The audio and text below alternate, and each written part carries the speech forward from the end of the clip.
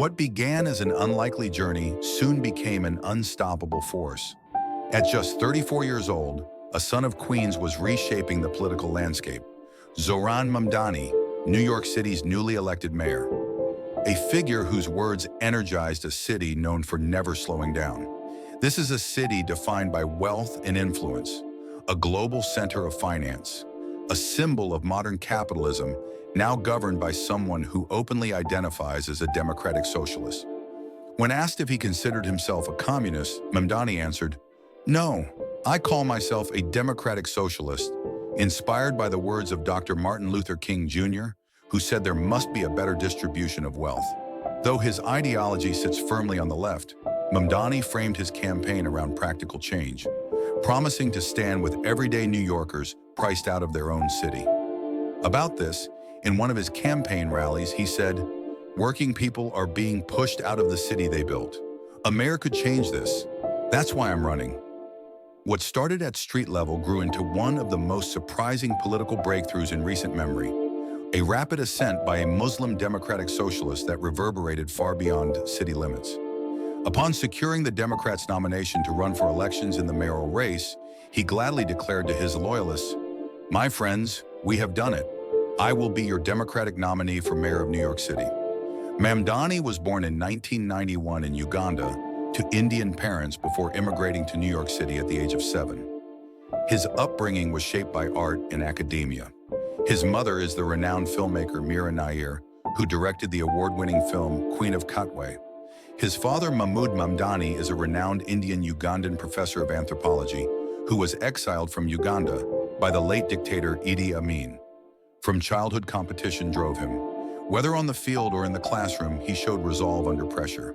Educated in York's public schools, he later studied Africana Studies at Baldwin College in Maine. About him, a friend wrote, "He's able to argue difficult positions without pushing people away. There is a natural pull to him. He knows how to stand his ground and still connect." Before politics, music was his outlet. Under the young cardamom, he explored identity and belonging through rap. In 2016, his creative path intersected with cinema when he served as music supervisor on Queen of Katwe. By 2019, Mamdani turned toward public service, announcing his pivot from music to politics with characteristic candor. He won a seat in the New York State Assembly, quickly signaling he would govern differently. Just after turning 30, he joined taxi drivers in a hunger strike, pressing the city to address crushing debt. Mamdani at one of those protests said, "Sometimes it takes ordinary people coming together to force the city to confront injustice." After more than 2 weeks, an agreement was reached. The drivers secured relief, and Mamdani earned a reputation for standing shoulder to shoulder with constituents. In October 2024, he announced his bid for mayor. Few took notice at first.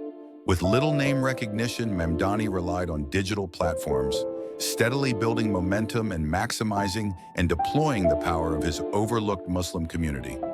Positioning himself as an outsider, he challenged entrenched power, centering his campaign on affordability. His critics wrote him off. "These ideas sound good in theory, but socialism has failed before, and it won't succeed here," one of his critics countered in a public debate. Early polling barely registered his candidacy. Even his name was unfamiliar to many. Back at the public debates, an opponent pronounced his name, and he reacted sharply to that, correcting his opponent's pronunciation and noting that the opponent has to learn how to say his name. That insistence became symbolic. Momentum followed recognition. By the time ballots were cast, the trajectory was undeniable. New York had chosen a new leader. History was made on multiple fronts. The demography of voters that gave him the victory cut across different categories. Muslims, African Americans, South Asian Americans, and Gen Zs gave him the day. In his victory speech, Mamdani said, "Tonight, against all odds, we have grasped it. The future is in our hands.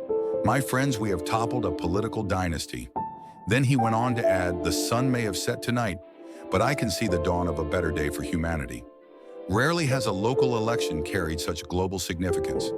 Days later, Mamdani appeared at the White House, and to the shock of the whole world, he was received with a warm reception by President Trump, who before the elections had been a vocal critic of Mamdani, just as Mamdani had been of him.